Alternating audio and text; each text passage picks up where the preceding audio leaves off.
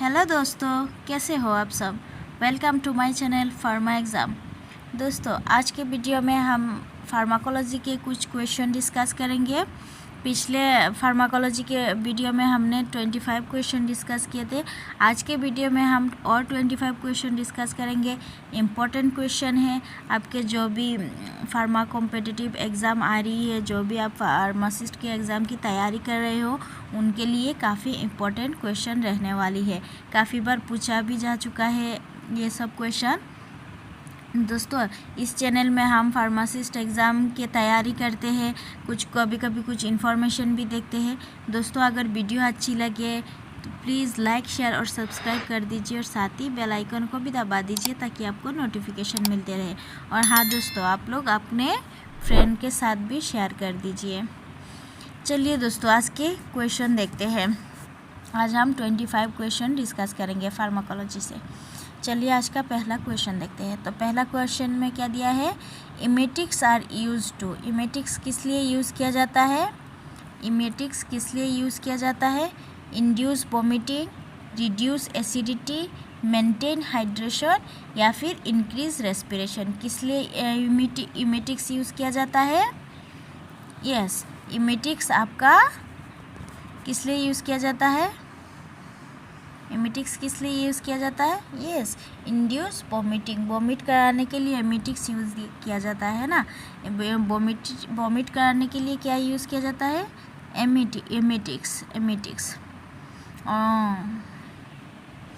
तो आंसर क्या होगा? Induce vomiting. Option A is the correct answer. Option A is the correct answer. Next question देखेंगे। Next question, dash is the specific antidote for belladonna poisoning. Belladonna poisoning में कौन सी antidote दिया जाता है? क्या होगी correct answer? Pralidoxime, atropine, pilocarpine या फिर फाइटोसिस्टिगमिन। तो क्या होगी करेक्ट आंसर?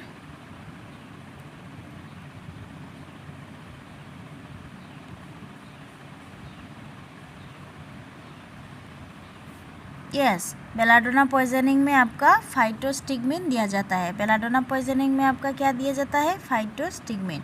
ऑप्शन क्या होगी? Option D is the correct answer. Option D is the correct answer. Option D is the correct answer. और देखते हैं प्रेलिडोक्सिम किसके पॉइजनिंग में दिया जाता है? ये आपका ऑर्गेनोफॉस्फेट पॉइजनिंग में दिया जाता है। प्रेलिडोक्सिम किस में दिया जाता है? ऑर्गेनोफॉस्फेट पॉइजनिंग में दिया जाता है। एट्रोपिन किस में दिया जाता है? Atropine is used as an antidote in cholinergic poisoning और ऑर्गेनोफॉस्फेट पॉइजनिंग। एट्रोपिन किस लिए दिया जाता है? कोलिनर्जिक पॉइजनिंग में और ऑर्गेनोफॉस्फेट पॉइजनिंग में दिया जाता है। और पैरालिडोक्सिम किस में दिया जाता है? ऑर्गेनोफॉस्फेट पॉइजनिंग में। बेलाडोना पॉइजनिंग में क्या दिया जाता है? Physostigmine. Physostigmine is the correct answer. Option D is the correct answer. Next question देखेंगे। Noxious and unintended effect of drug occurring in normal dose are known as। इसको हम क्या कहेंगे? Noxious and unintended effect। unintended effect बोला है। occurs in normal dose are known as। इसको हम क्या कहेंगे? adverse drug reaction कहेंगे या फिर drug abuse कहेंगे या फिर toxic reaction कहेंगे या फिर therapeutic effect कहेंगे। क्या कहेंगे? Unintended effect. Noxious and unintended effect, इसको हम क्या कहेंगे? आप लोग बताइए, इसको हम क्या कहेंगे? यस, इसको हम कहेंगे adverse drug reaction. Adverse drug reaction कहेंगे। इसको हम क्या कहेंगे? एडवर्स ड्रग रिएक्शन, है ना। चलिए नेक्स्ट क्वेश्चन देखते हैं। Main pharmacological effect of ephedrine. Ephedrine का मेन फार्माकोलॉजिकल इफेक्ट क्या है? एफेड्रिन का मेन फार्माकोलॉजिकल इफेक्ट क्या होगी? Bronchial asthma, antiseptic, cardiotonic, diuretics. क्या होगी मेन इफेक्ट? क्या होगी एफेड्रिन की? फार्माकोलॉजिकल इफेक्ट क्या होगी? ब्रोंकियल अस्थमा, एंटीसेप्टिक, कार्डियोटोनिक या फिर डायूरेटिक्स क्या हो जाएगी? यस, एफिड्रिन का आपका मेन इफेक्ट हो जाएगी आपका bronchial asthma. Bronchial asthma is the correct answer. Bronchial asthma is the correct answer. Option A is the correct answer. क्या होगी? Bronchial asthma. Bronchial asthma is the correct answer. Next question देखेंगे।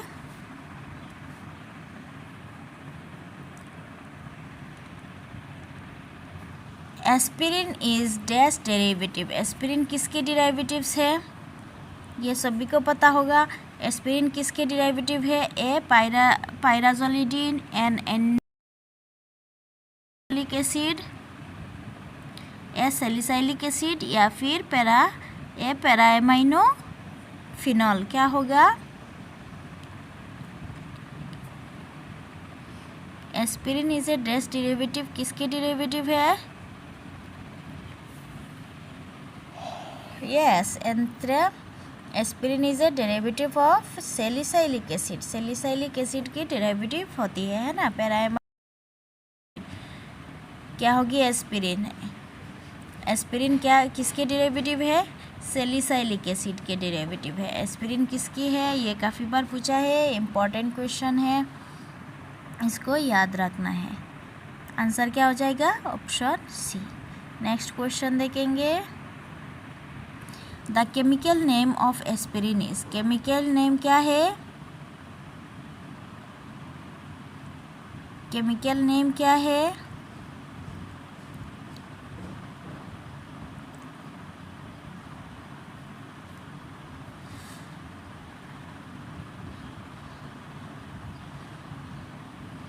Acetyl salicylic acid, sodium salicylate या फिर acetaminophen या फिर para acetaminophen.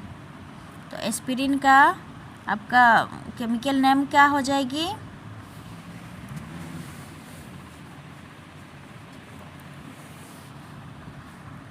Yes, acetyl salicylic acid. Acetyl salicylic acid. Aspirin का नाम क्या है? केमिकल नेम क्या है? Acetyl salicylic acid. पिछले क्वेश्चन में हमने क्या देखा था? Aspirin is dash derivative. किसके डेरिवेटिव है? एस्पिरिन आपका सैलिसाइलिक एसिड डेरिवेटिव है ना। एस्पिरिन सैलिसाइलिक एसिड डेरिवेटिव है। और ये केमिकल नेम क्या है? Acetyl salicylic acid. इसको याद रखना है, इम्पोर्टेंट है, काफ़ी बार पूछा है। एस्पिरिन का केमिकल नेम क्या है? Acetyl salicylic acid. Next question देखेंगे। BCG vaccine is use to protect against. BCG vaccine किस लिए दिया जाता है? बीसीजी वैक्सीन किस लिए दिया जाता है? हेपाटाइटिस बी के लिए, ट्यूबरक्लोसिस के लिए, इन्फ्लुएंजा के लिए या फिर रेबीज के लिए। बीसीजी वैक्सीन किस लिए दिया जाता है? यस, बीसीजी वैक्सीन आपका ट्यूबरक्लोसिस के लिए दिया जाता है। ट्यूबरक्लोसिस के लिए दिया जाता है। बीसीजी वैक्सीन किस लिए दिया जाता है? ट्यूबरक्लोसिस के लिए दिया जाता है।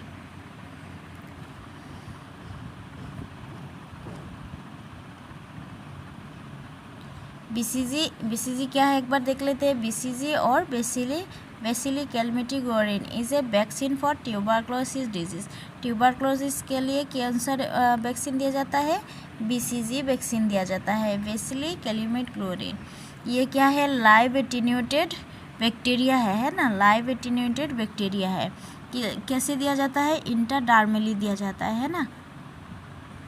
इसको याद रखना है, ये लाइव एटीन्यूएटेड बैक्टीरिया है। बीसीजी वैक्सीन किस लिए दिया जाता है? ट्यूबरक्लोसिस के लिए दिया जाता है। सबको पता है, थोड़ा सा कन्फ्यूजन आ जाती है और कुछ नहीं, इसको आपको याद रखना है। बीसीजी वैक्सीन आपका ट्यूबरक्लोसिस के लिए दिया जाता है। नेक्स्ट क्वेश्चन देखेंगे। Which one of the following is not inhalation anesthetic? इनमें से इन्हेलेशन एनेस्थेटिक कौन सी नहीं है? नॉट बोला है ना, नॉट बोला है, तो नॉट इन्हेलेशन एनेस्थेटिक। इनमें से कौन सा इन्हेलेशन एनेस्थेटिक नहीं है? नहीं है। Halothane, chloroform, diethyl ether, thiopental, sodium. क्या नहीं है इन्हेलेशन एनेस्थेटिक? इन्हेलेशन एनेस्थेटिक आपका एनेस्थेटिक जनरल एनेस्थेटिक का है ना। जनरल एनेस्थेटिक का क्या क्या पार्ट होती है, इन्हें एक होती है इन्हेलेशन एनेस्थेटिक और एक क्या होती है इंटरवेनस एनेस्थेटिक, है ना, इंटरवेनस एनेस्थेटिक। तो इसमें क्या पूछा है, following is not inhalation anaesthetic, इनमें से इन्हेलेशन एनेस्थेटिक कौन सी नहीं है। तो हेलेटन क्या है, ये इन्हेलेशन एनेस्थेटिक है। क्लोरोफॉर्म भी है, डाइथाइल भी इन्हेलेशन एनेस्थेटिक है। और कौन सा नहीं है, थायोपेंटल सोडियम नहीं है। थायोपेंटल सोडियम क्या है, ये इंटरवेनस एनेस्थेटिक है। ये क्या है, इंटरवेनस एनेस्थेटिक है, ये इंटरवेनस एनेस्थेटिक है, याद रखना है। चलिए इन्हेलेशन एनेस्थेटिक का कुछ एग्जांपल्स देखते हैं। इन्हेलेशन एनेस्थेटिक में क्या क्या आता है, नाइट्रस ऑक्साइड, हेलोथेन, आइसोफ्लोरेन, डिस्फ्लोरेन, सेवोफ्लोरेन और डाइथाइल एथर, ये सब आपका किस में आता है, इन्हेलेशन एनेस्थेटिक में। थायोपेंटल सोडियम ये क्या है, ये आपका इंटरवेनस एनेस्थेटिक है ना।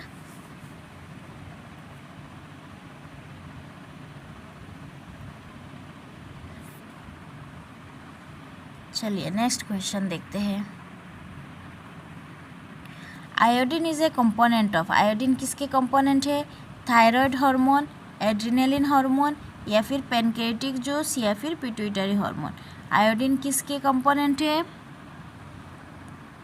ये भी आप सभी को पता है। आयोडीन किसके कंपोनेंट है,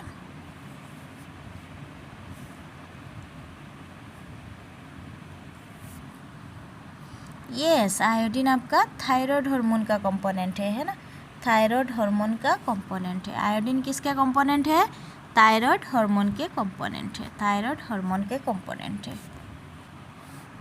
नेक्स्ट क्वेश्चन देखेंगे, option A is the correct. What is implied by active transport, इनमें से एक्टिव ट्रांसपोर्ट कौन सी ऑप्शन करेक्ट होगी, transport without energy consumption, transport of drug through a membrane using diffusion, engulf of the drug by a cell membrane with a new basil formation, या फिर transport of drug against the concentration gradient. क्या होगी correct answer, active transport means क्या होगी,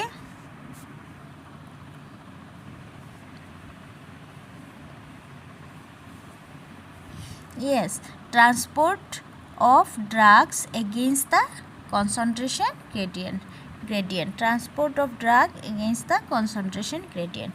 option D हो जाएगा correct answer. Active transport, what is employed by active transport, active transport किसके कहते हैं, transport of drugs against the concentration gradient, against the concentration, इस अगेंस्ट को याद रखना है। तो आपका आंसर आ जाएगा transport of drug against the concentration gradient. Next question देखेंगे, Which one of the following is an inhalation anesthetic, इनमें से inhalation anesthetic कौन सी है, आप अभी हमने देखा है, तो आप चपक के आंसर दे सकते हैं ना, बताइए कौन सा होगी, अभी हमने देखा है। इन्हेलेशन एनेस्थेटिक कौन सी है, कीटामिन है, हेलोथिन है, प्रोपाफेल है या फिर थायोपेंटल सोडियम में, क्या होगी करेक्ट आंसर, क्या होगी, यस, हेलोथिन है, halothane is the correct answer, halothane is the correct answer. Option B हो जाएगी आपका correct answer, option B is the correct answer. Ketamine क्या है, ketamine is a dissociative anaesthetic है, ऐसा है।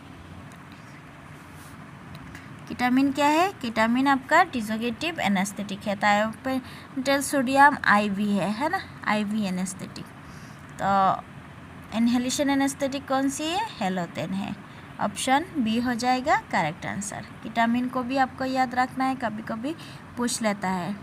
डिसोसिएटिव एनेस्थेटिक होती है कीटामिन, आपका डिसोसिएटिव एनेस्थेटिक होती है। नेक्स्ट क्वेश्चन देखेंगे, warfarin binds to which one of the following plasma protein, warfarin किससे बाइंड होती है, ह्यूमन सेरम एल्ब्यूमिन से, ग्लोबिन से, लिपोप्रोटीन से या फिर अल्फा 1 एसिड ग्लाइकोप्रोटीन से।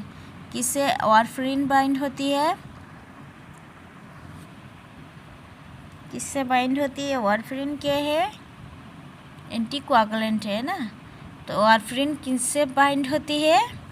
ह्यूमन सेरम एल्ब्यूमिन से बाइंड होती है। ह्यूमन सेरम एल्ब्यूमिन से बाइंड होती है। ऑप्शन ए हो जाएगी correct answer. Option A is the correct answer. Human serum albumin is the correct answer. Next question देखते हैं। Drug used as antimalarial, इनमें से कौन सी drug antimalarial drug use किया जाता है? इनमें से कौन सी ड्रग को as a antimalarial use किया जाता है?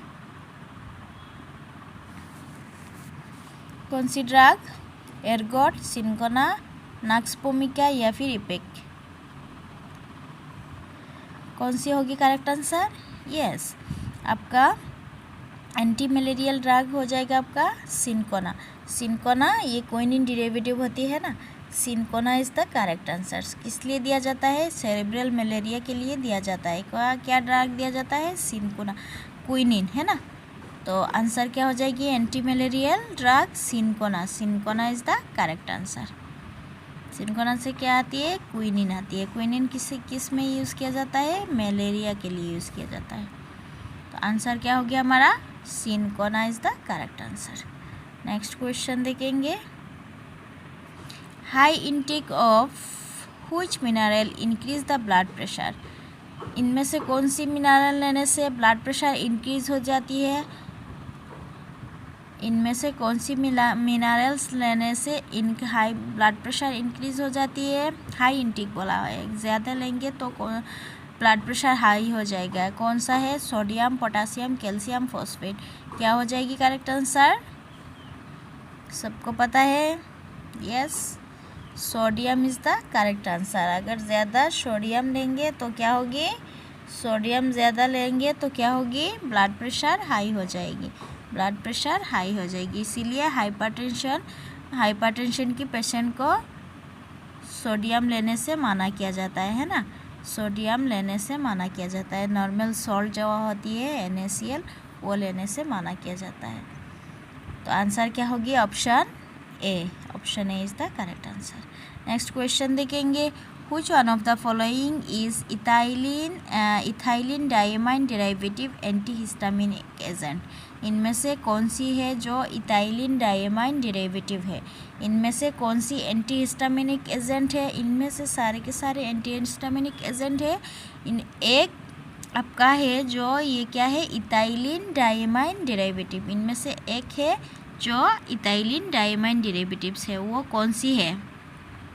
कार्बिनोक्सामिन, ट्राइप्रोलिडीन, डाइफेनहाइड्रामाइन या फिर मिथापाइरिलीन। कौन सी होगी correct answer? Ethylene diamine derivative कौन सी है? ये कर्नाटका में पूछा गया सवाल है। कर्नाटका की एग्ज़ाम में ये क्वेश्चन पूछा गया था। तो क्या होगी correct answer? Ethylene diamine derivative हो जाएगी आपका methapyrilene. Methapyrilene is the correct answer. Methapyrilene is the correct answer. Methapyrilene is the correct answer. और क्या होगी? इथाइलिन डायमाइन डेरिवेटिव का और एग्जांपल्स क्या है? और एग्जांपल्स क्या है? ट्राइप्लेनामाइन और मेथापाइरिलीन। ये दोनों क्या है? इथाइलिन डायमाइन डेरिवेटिव है। ये क्या है? इथाइलिन डायमाइन डेरिवेटिव्स है। नेक्स्ट क्वेश्चन देखते हैं।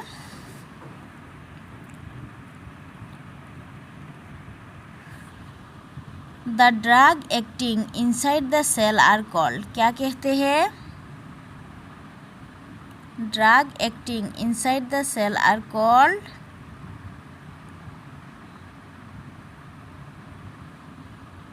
कैटाकोलामाइन, डिजिटेलिस, पेनिसिलिन या एंटीमेलिगेंट्स। क्या कहेंगे? इनसाइड द सेल बोला है। Inside the cell are called, इसको हम क्या कहेंगे?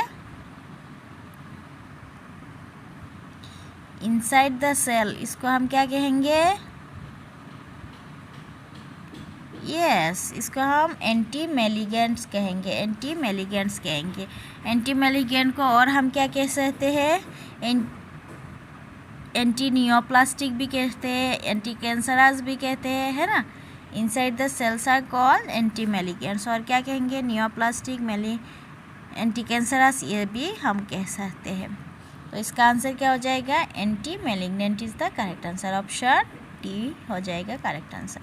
दोस्तों, अगर वीडियो अच्छी लग रही है तो प्लीज़ लाइक, शेयर और सब्सक्राइब कर दीजिए। आप अपने दोस्तों के साथ भी वीडियो को भी शेयर कर दीजिए। इसका आंसर क्या होगा? Isotonic large volume injection contain dash NaCl। Isotonic बोला है, आइसोटोनिक बोला है, large volume injection contain 0.6% volume weight by volume, या फिर 0.5% वेट बाई वॉल्यूम, या फिर 3%, या फिर 0.9%। क्या होगी करेक्ट आंसर? आइसोटोनिक सॉल्यूशन बोला है। Isotonic solution contains sodium chloride. कितने % होती है? सबको पता है आइसोटोनिक सॉल्यूशन में कितना % होती है?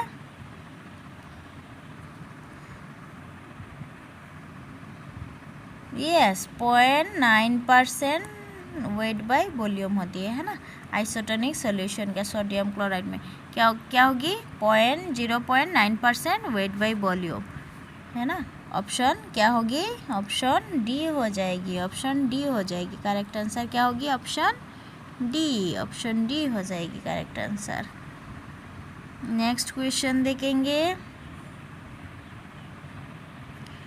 Which of the following is a disadvantage of parental route? Parenteral route की डिसएडवांटेज क्या है? पेरेंटियल रूट की डिसएडवांटेज क्या है? रैपिड एक्शन है। डिसएडवांटेज बोला है, नॉट एडवांटेज, ये डिसएडवांटेज बोला है। Rapid action can be given to unconscious patient, drug absorption in gut is bypassed, या फिर इनकन्वीनियंट एंड पेनफुल। क्या होगी? पेरेंटियल रूट में अगर ड्रग दिया जाता है तो ये रैपिड एक्शन करेगा, है ना, ये रैपिडली एक्शन करेगा। कैन बी गिवन अनकॉन्शियस, हम अनकॉन्शियस पेशेंट को भी दे सकते हैं। अगर कोई पेशेंट अनकॉन्शियस है उसको भी हम पेरेंटियल रूट से दे सकते हैं ना, लेकिन ओरल रूट से तो हम नहीं दे पाएंगे। तो ये तो क्या है? एडवांटेज में आ जाएगा, है ना। Drug absorption in gout is bypassed, ये भी आपका एडवांटेज में आ जाएगा।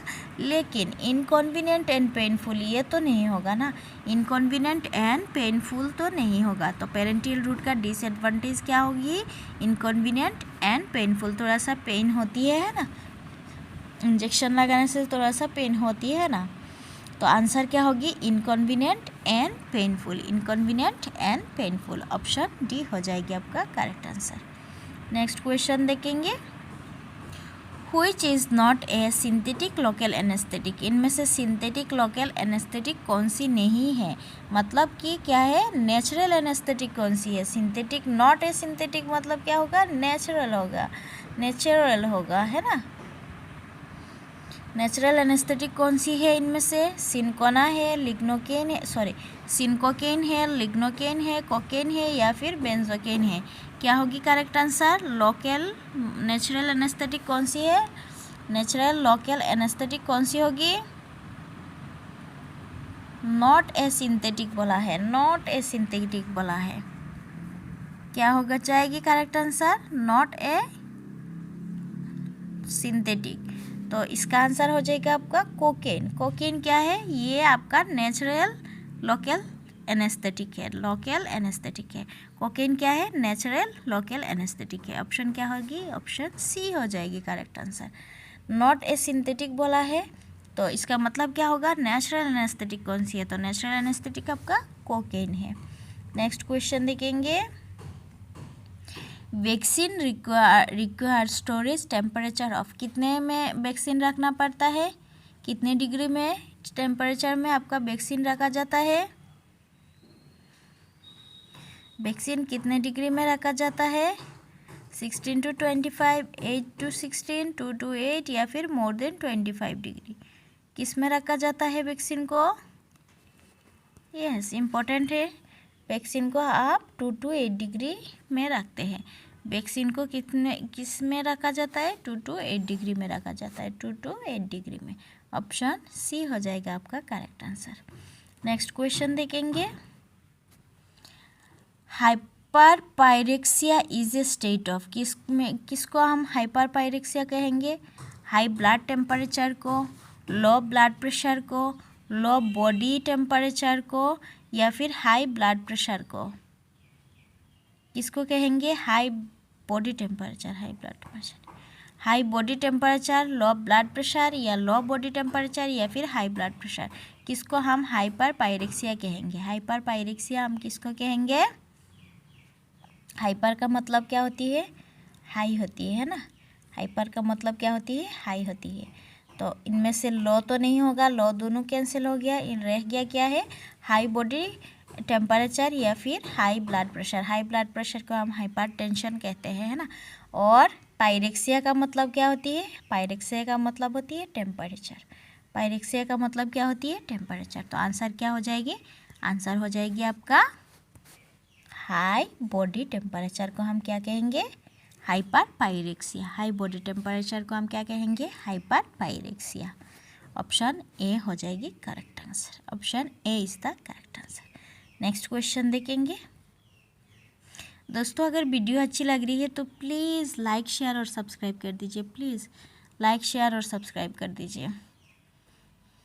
नेक्स्ट क्वेश्चन देखेंगे। Oxytocin is secreted from, oxytocin किससे सिक्रेट होती है? पिट्यूटरी ग्लैंड से, थाइमस ग्लैंड से, थायराइड ग्लैंड से, या फिर एड्रेनलिन ग्लैंड से? ऑक्सीटोसिन किससे सिक्रेट होती है? ऑक्सीटोसिन किससे सिक्रेट होती है?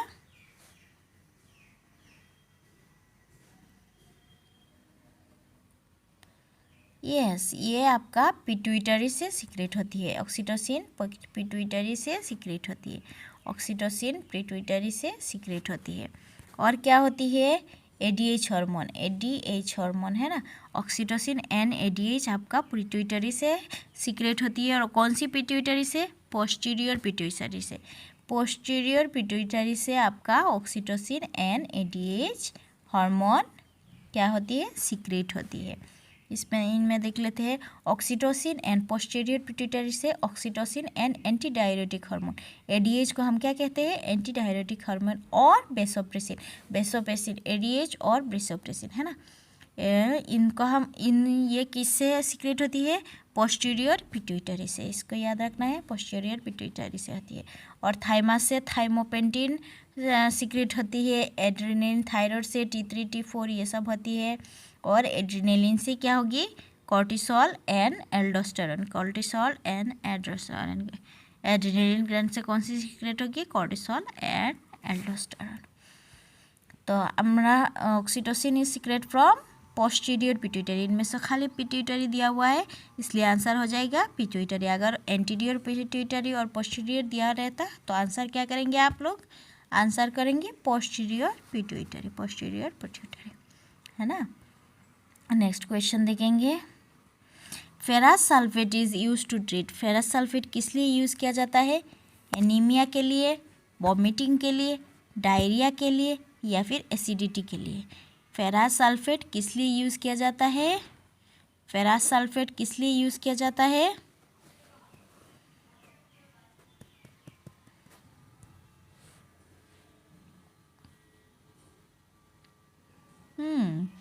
फेरस सल्फेट आपका एनीमिया के लिए यूज़ किया जाता है। एनीमिक पेशेंट को फेरस सल्फेट दिया जाता है। एनीमिक पेशेंट को फेरस सल्फेट दिया जाता है। ऑप्शन क्या होगी? Option A is the correct answer. Option A is the correct answer. Ferrous sulphate आप is use to treat anaemia. Anaemia में एनीमिक पेशेंट को फेरस सल्फेट दिया जाता है। नेक्स्ट क्वेश्चन देखेंगे। The anti cancer drug is made from the plant origin of, किस plant origin से anti cancer drug prepare किया जाता है? मेथोट्रेक्सेट, या फिर प्रोकार्बाजाइन, या फिर विनक्रिस्टिन, या फिर डेक्टोमाइसिन? क्या होगा correct answer? Anti cancerous drug is made from the plant origin of, किसके प्लांट से लिया जाता है? एंटी कैंसरस ड्रग, यस, विनका से लिया जाता है, विनका से लिया जाता है। एक्टिव कॉन्स्टिट्यूएंट क्या क्या होती है? Vinblastine and vincristine, vinblastine and vincristine होती है ना। तो इनमें से क्या दिया हुआ है? विनक्रिस्टिन दिया हुआ है, तो आंसर क्या हो जाएगा? ऑप्शन सी हो जाएगा, ऑप्शन सी हो जाएगा correct answer. Anti cancer drug extract from विनका plant, विनका plant से लिया जाता है। और इनमें से क्या क्या एक्टिव कॉन्स्टिट्यूएंट क्या क्या होती है?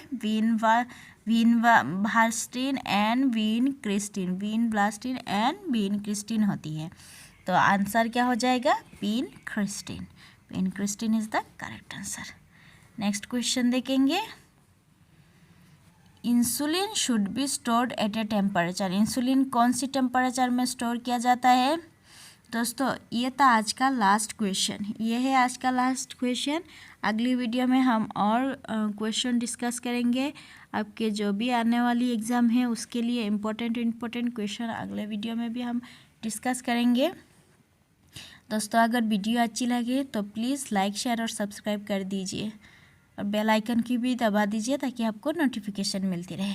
लास्ट में हम कुछ प्लेलिस्ट डाल देंगे, अगर आपका कोई भी एग्ज़ाम आ रही है तो आप हमें कमेंट करके बताइए, हम उसी के हिसाब से एग्ज़ाम क्वेश्चन डालेंगे, है ना। इसका आंसर क्या होगा? इसका आंसर क्या होगा? Insulin should be stored at a temperature of, अभी हमने देखा है वैक्सीन को कितने डिग्री टेम्परेचर में रखना पड़ता है। इसका आंसर आप लोग हमें कमेंट करके बताइए, इसका आंसर आप लोग हमें कमेंट करके बताइए, इसका आंसर क्या होगा। चलिए ये था आज का लास्ट क्वेश्चन, नेक्स्ट वीडियो में फिर मिलते हैं। आज के लिए इतना ही, थैंक यू।